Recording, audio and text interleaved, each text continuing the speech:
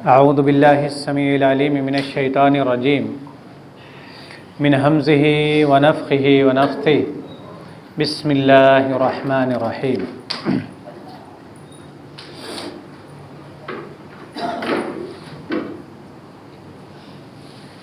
تیسرے پارے کو دو حصوں میں ڈیوائیڈ کر لیجئے، جس میں شروع کا جو ابتدائی حصہ ہے آخری سورہ بقرہ، سورۃ البقرہ کا اختتام ہے، یہ پہلا حصہ، اور دوسرے حصے میں ابتدائے سورہ آل عمران ہے۔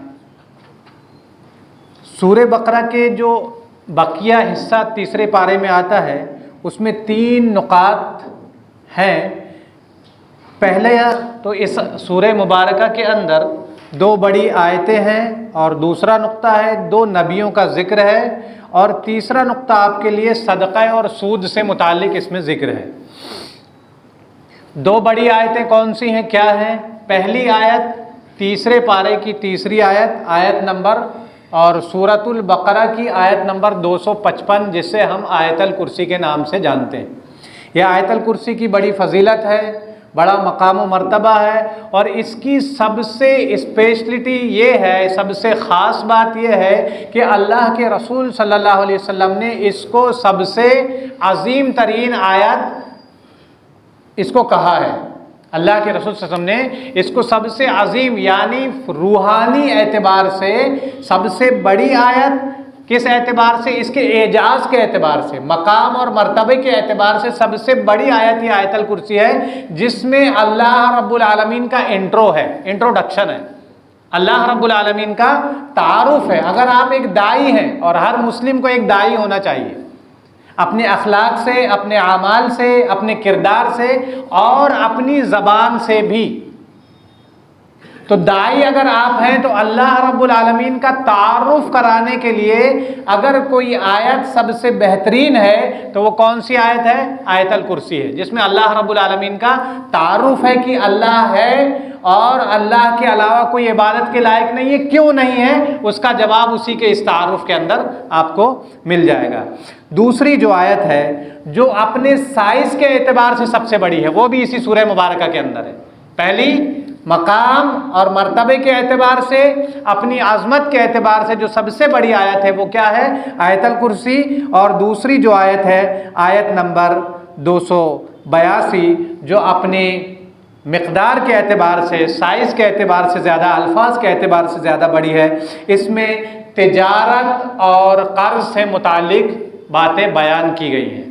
تجارت کیسے کرنا ہے، قرض کے کیا معاملات ہیں، لین دین اگر کرنا ہے قرض کا تو شریعت نے کیا اصول اور ضوابط طے کیے ہیں، لیندار کے لیے اور دیندار کے لیے، دونوں کے لیے کیا اصول اور کیا شرائط ہیں، وہ تمام اصول و شرائط اس آیت مبارکہ کے اندر بیان کیے گئے ہیں۔ لہٰذا قرض کا اگر ہمارے بیچ میں لین دین ہوتا ہے اس کے پہلے ہمیں اس آیت کو، سورۃ البقرہ کی آیت نمبر 282 کو پڑھ لینا چاہیے، سمجھ لینا چاہیے، اور اس میں قرض سے متعلق جو اصول اللہ رب العالمین نے امت محمدیہ کے لیے متعین فرمایا ہے، ان اصول و ضوابط کو مد نظر رکھتے ہوئے ہمیں قرض کا معاملہ اپنے بیچ میں انجام دینا چاہیے۔ دوسرا جو نقطہ ہے، 2 نبیوں کا ذکر اس آخری سورۃ البقرہ میں 2 انبیاء کرام کا ذکر کیا گیا ہے۔ پہلے تو حضرت ابراہیم علیہ السلام ہیں، جو وقت کے بادشاہ جو کہ نمرود تھا، نمرود سے آپ نے مباحثہ کیا، دعوت کے لیے جب اللہ رب العالمین نے آپ کو بھیجا نمرود کے پاس کہ جا کر کے تم اس کو اعلاء کلمت اللہ کی صدا وہاں پر بلند کر دو، اور اپنے اللہ کی طرف اس کو دعوت دو، جو کہ سرکش ہو چکا ہے اپنے بادشاہت کے گھمنڈ میں، مال و دولت کے گھمنڈ میں، جو سرکش ہو چکا ہے اس کو تم اللہ کے دین کی دعوت دو۔ تو حضرت ابراہیم علیہ السلام کا اس کے ساتھ جو مباحثہ ہوا، آپ نے اس کو دعوت پیش کی اور فرمایا کہ اللہ تو وہ ہے، عبادت کے لائق وہ ہے جو موت اور زندگی کو دیتا ہے۔ تو اس نے بحث کیا اور کیا بات سامنے لائی کہ میں بھی زندہ اور مردے کو میں بھی موت اور زندگی کا مالک ہوں۔ اور اس طریقے سے تفسیر میں اگر آپ جاتے ہیں تو پتہ چلتا ہے کہ دو ایسے قیدیوں کو اس نے بلوایا جن میں سے ایک پر موت کی سزا متعین ہو چکی تھی اور ایک بری ہونے والا تھا، تو جو بری ہونے والا تھا اس کو موت کی سزا دے دی، اور جو موت کا حقدار ہو چکا تھا جس کے لیے موت کی سزا متعین کر دی گئی تھی اس کو آزاد کر دیا، اور کیا کہا کہ دیکھو میں بھی موت اور زندگی کا مالک ہوں۔ تو حضرت ابراہیم علیہ السلام نے اس کی اس بیوقوفانہ بات پر کیا کہا کہ میرا رب تو سورج کو یہاں سے طلوع کرتا ہے اور یہاں ڈبوتا ہے، تو ایک کام کر، تو یہاں سے نکال کے دکھا دے اور وہاں ڈبو کر کے دکھا دے۔ تو وہ کیا ہوا؟ کافر مبہوت ہو کر رہ گیا، اب لاجواب ہو کر کے رہ گیا، اس کے پاس کوئی جواب نہیں بن پڑا، اب کیا کروں میں؟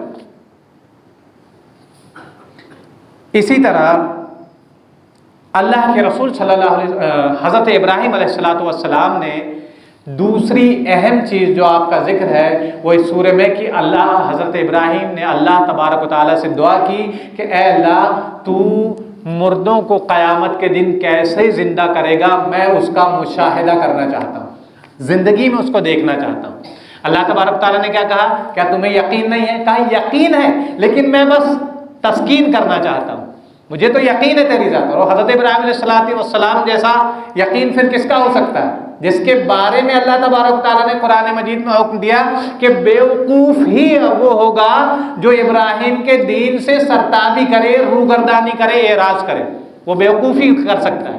تو حضرت ابراہیم نے جب یہ بات کہی تو اللہ تبارک و تعالیٰ نے آپ کی دعا کو قبول کیا اور 4 پرندوں کو پالنے کا حکم دیا، ان کو بہت اچھے سے سدھانے کا حکم دیا، اپنے سے رغبت پیدا کرنے کا، انسیت پیدا کرنے کا حکم دیا، اور اس کے بعد یہ حکم دیا کہ جب چاروں تم سے بہت زیادہ گھل مل جائیں تو پھر ان کو ذبح کر کے، ان کا قیمہ کر کے، ان کو 4 الگ الگ پہاڑوں پر ان کے جو گوشت پوشت ہے اس کو ڈال دو، اور پھر ان کو آواز لگاؤ تو وہ تمہارے پاس دوڑتے ہوئے چلے آئیں گے۔ اس طرح سے یہ حضرت ابراہیم علیہ السلام کا ایک احیاء موتا یعنی موت کے بعد دوبارہ زندہ کیسے کیے جائیں گے اس کا ذکر اس میں بیان کیا گیا۔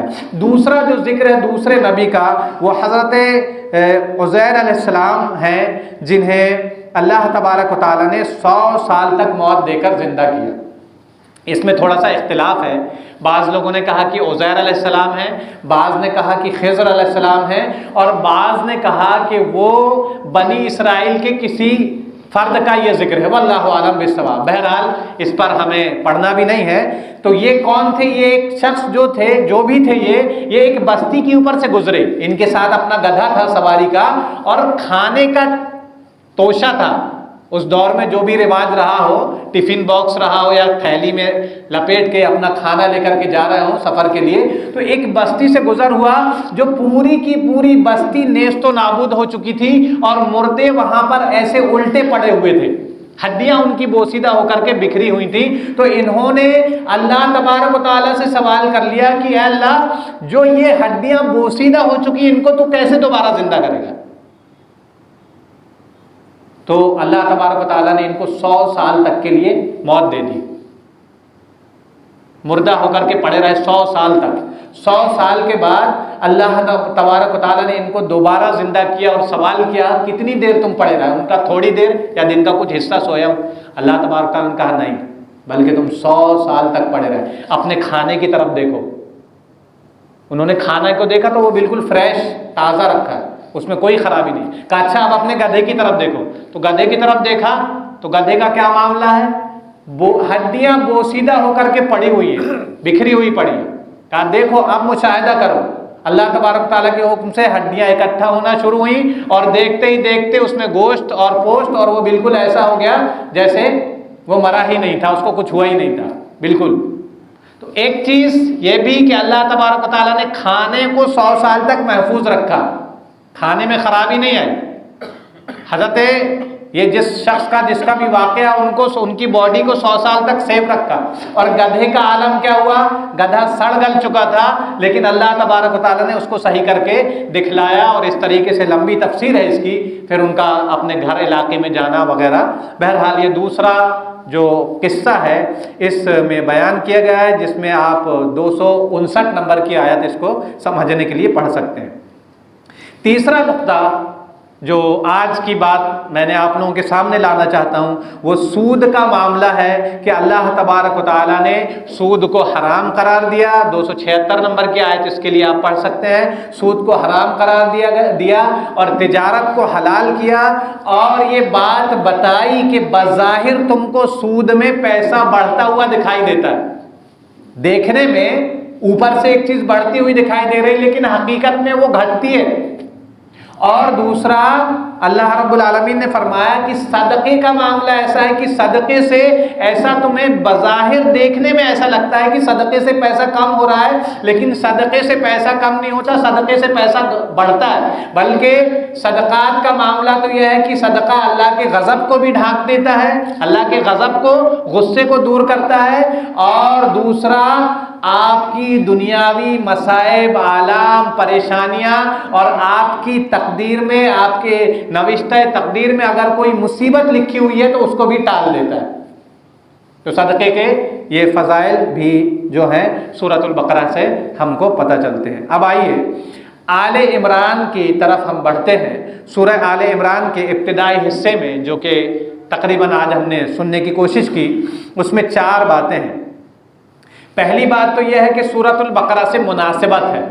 مناسبت کیا ہے کہ یہ دونوں ہی صورتوں میں قرآن کی حقانیت اور اہل کتاب سے خطاب ہے. قرآن کی حقیقت کو، قرآن ایک حق بات ہے، یہ بیان کیا گیا بار بار. اس میں قرآن کی حقانیت پر زور دیا گیا ہے کہ یہ باطل نہیں ہے، ڈاؤٹ فل نہیں ہے، بہت زیادہ اس پر زور دیا گیا. اور دوسری بات اہل کتاب سے خطاب کیا گیا ہے، لیکن تھوڑا سا فرق کیا ہے، سورۃ البقرہ میں اکثر یہودیوں سے خطاب کیا گیا ہے اور سورہ آل عمران میں اکثر عیسائیوں سے، نصارہ سے خطاب کیا گیا ہے کہ نصارہ کے جو سوالات ہیں ان کا جواب دیا گیا ہے. دوسرا نقطہ جو ہے وہ اللہ تعالیٰ کی قدرت کے 4 حصے، 4 واقعے اس میں بیان کیے گئے ہیں. اللہ تعالیٰ کی قدرت کے کرشمے اس کے اندر بیان کیے گئے ہیں. پہلا تو جنگ بدر کا واقعہ جو کہ آیت نمبر 13 میں آپ کو ملتا ہے کہ 313 اصحاب نے اللہ کی مدد سے 1000 کے لشکر جرار پر فتح حاصل کر لی. یہ پہلی اللہ رب العالمین کی قدرت کو اس کے اندر بیان کیا گیا ہے، جبکہ بے سر و سامان تھے لیکن 1000 پر یہ اللہ کے حکم سے غالب آ گئے. اس کا ذکر اس میں جو ہے کیا گیا ہے. دوسرا جو ذکر ہے وہ حضرت مریم علیہ السلام کا ہے کہ جب آپ کے خالو حضرت زکریا جب بھی، کیونکہ آپ کی کفالت میں تھی عبادت کے لیے، آپ کے والدین نے ان کو اللہ کی عبادت کے لیے خاص کر دیا تھا، تو یہ اپنے حجرے میں جب رہتی تو ان کے کیونکہ لڑکی تھی تو ان کی ذمہ داری، ان کی کفالت کی ذمہ داری کسی نہ کسی کو اٹھانی تھی، دیکھ ریکھ کی. تو آپ کے جو خالو حضرت زکریا علیہ السلام جو کہ خود بھی نبی ہیں، آپ کے اوپر ان کی ذمہ داری عائد کی گئی. تو یہ موقع بموقع حجرے میں جا کر کے دیکھا کرتے کہ مریم ٹھیک ہیں کہ نہیں ہیں، خیریت سے ہیں کہ نہیں ہے، اور انہیں کسی چیز کی ضرورت تو نہیں ہے. تو جب بھی یہ حضرت مریم کے حجرے میں تشریف لے جاتے تو وہاں کیا دیکھتے؟ غیر موسمی پھل. ابھی آم کا موسم نہیں ہے تو آم وہاں موجود ہے، تربوز کا موسم نہیں ہے اور تربوز موجود ہے. غیر موسمی پھل وہاں پر دیکھتے تو سوال بھی کرتے کہ مریم یہ کہاں سے آئے، تو وہ کیا جواب دیتی کہ اللہ رب العالمین نے میرے لیے اس کا انتظام فرمایا ہے. اس واقعے کو دیکھنے کے بعد تیسرا جو نقطہ ہے کہ حضرت زکریا علیہ السلام بوڑھے ہو چکے تھے اور آپ کا بڑھاپا اپنی حد پار کر چکا تھا، یعنی انتہائی بوڑھے ہو چکے تھے. اس کے باوجود ان کے دل میں ایک تمنا تھی، تڑپ تھی، بے اولاد تھے، ابھی تک اولاد نہیں ہوئی تھی. ایک تڑپ تھی کہ میرے بعد اس نبوت کے مشن کو لے کر کے آگے کون چلے گا. یہ ان کے انبیاء کی ٹینشن یہ نہیں تھی بزنس کون چلائے گا، کاروبار کون دیکھے گا. کیا تھا مشن؟ میرے بعد یہ لوگوں کو برائی سے روکنے کا کام. تو تو یہ ہمیں بھی اس کی چیز کو سیکھنا چاہیے کہ ہمارے بارے میں ہمیں اپنی ٹینشن یہ ہونی چاہیے کہ ہمارے بعد ہماری قوم میں ہماری نسل میں ایسے لوگ ہوں جو نبوت کے اس کام کو جس کا بوجھ امت محمدیہ پر ڈال دیا گیا ہے اس بوجھ کو لے کر کے چلے، اس ذمہ داری کا بوجھ وہ اپنے کاندھوں پر ڈالیں۔ یہ دعائیں اور اس کی کوشش ہونی چاہیے۔ تو حضرت زکریا علیہ السلام نے جب یہ دیکھا کہ غیر موسم میں اللہ رب العالمین جب پھل عنایت فرما سکتا ہے تو میری اولاد کا موسم جا چکا ہے، اولاد کا موسم جا چکا ہے۔ جب پھل دے سکتا ہے بغیر موسم کے تو اولاد کیوں نہیں دے سکتا؟ اللہ کے لیے کیا مشکل ہے؟ آپ نے پھر وہاں پہ دعا کی، اے اللہ مجھے اولاد دے۔ اللہ رب العالمین نے دعا بھی قبول کی اور دعا کی قبولیت کی نشانی بھی بیان کی، اور اولاد پیدا کون ہوگی، اس کا نام کیا ہوگا، خود اللہ رب العالمین نے حضرت یحییٰ کا نام متعین فرما دیا کہ یحییٰ ہوگا اس بچے کا نام جو تمہارے یہاں پیدا ہوگا۔ تو ایک اور اہم چیز یہ بھی ہے کہ دنیا کے اندر کوئی بھی کتنا بھی مشکل ترین کام ہو اللہ کے لیے مشکل نہیں ہے۔ مسئلہ صرف اتنا ہے، ہماری پرابلم کا سولوشن صرف اتنی دور ہے جتنی پیشانی ہماری زمین سے دور ہے۔ اخلاص نیت کے ساتھ اللہ رب العالمین پر پکے سچے یقین کے ساتھ آپ اللہ کے سامنے جھک جائیے، گڑ گڑائیے۔ آپ کی قوم کا مسئلہ ہے، آپ کی جماعت کا مسئلہ ہے، آپ کے گھر کا مسئلہ ہے، آپ کے کاروبار کا مسئلہ، جو بھی ہے اللہ کے لیے کوئی مشکل نہیں۔ مشکل یہ ہے کہ آپ کا ایقان کم ہے، آپ کا یقین کم ہے، آپ کا ایمان کم ہے، اور آپ کی دعاؤں کی قبولیت میں روڑے آنے والی چیز یعنی رزق حلال میں کہیں نہ کہیں فالٹ ہے، کہیں نہ کہیں مسئلہ ہے۔ آپ اس کو چیک کیجئے کہ رزق حلال میں ہم کہاں جو ہے خلط ملط ہو رہا ہے، کہاں مکسنگ ہو رہی ہے، اس کو چیک کیجئے، ورنہ اللہ کی ذات کے لیے آپ کے مسائل کی، آپ کے پرابلمز کا سلوشن مشکل نہیں ہے، بہت ایزی ہے۔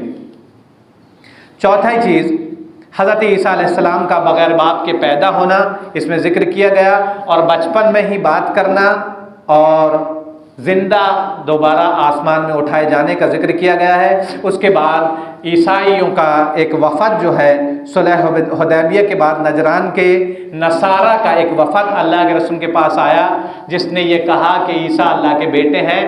اللہ کے رسول صلی اللہ علیہ وسلم سے ان کا مناظرہ ہوا، مناظرے پہ جب وہ لوگ بات نہیں مانے تو اللہ تبارک و تعالیٰ نے آپ کو یہ حکم دیا کہ ٹھیک ہے، ان کو کہہ دو کہ آؤ ہم مباہلہ کر لیں۔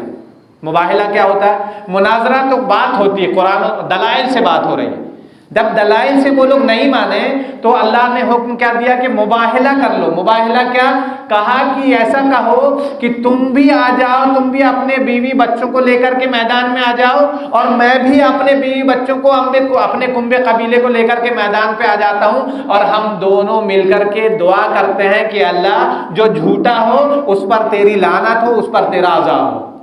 تو پھر وہ جو دو، خاص طور سے ان میں جو دو عیسائی تھے جو ان کے لیڈر کی حیثیت رکھتے تھے، ان میں سے ایک نے دوسرے سے کہا کہ اگر یہ سچا نبی ہوگا تو پھر تو ہم عذاب سے دوچار ہو جائیں گے، اس لیے کیا کرو، یہاں سے نکل لو۔ اور وہ لوگ بغیر مباہلے کے چلے گئے۔ اس کے بعد مفاہمہ کا ذکر ہے، یعنی اللہ تبارک و تعالیٰ نے پھر کہا کہ ایک کام کرو، اب ان کو دعوت دو۔ کیا وہی قل یا اہل الکتاب، اے اہل کتاب تعالوا الی کلمۃ سواء بیننا و بینکم، آؤ اس بات کی طرف جو تم میں اور ہم میں ایک سی ہے، اور وہ کیا ہے؟ اللہ نعبد الا اللہ ولا نشرک بہ شیئا، کہ اللہ کے علاوہ کوئی بھی عبادت کے لائق نہیں ہے اور اس کا کوئی شریک نہیں ہے۔ یہ تین چیزیں یہاں پہ ذکر کی گئیں۔